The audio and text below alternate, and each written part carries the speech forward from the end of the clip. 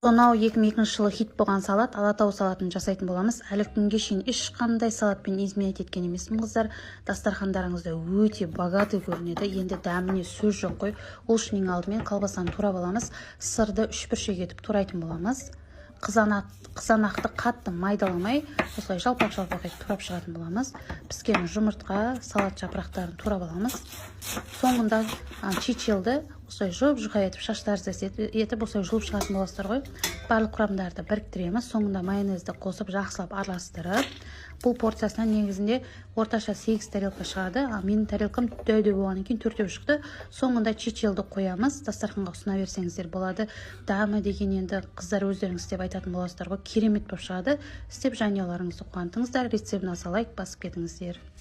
Сіз бұны точно білмедіңіз ғой. Қызып тұрған майға лавашты осылай қуырып алсаңыздар, салаттың оформлениясына арналған корзина шығады қыздар. Кез келген простой салат осылай идеальный көрсетуге болады.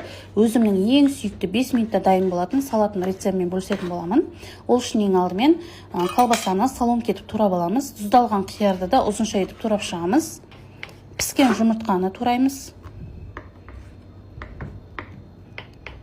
Сосын жүгері керек болады бізге. Кириешки, майонезді салып, жақсылап араластырамыз. Сонымен салатымыз дайын болды. Енді корзинасын жасайтын боламыз.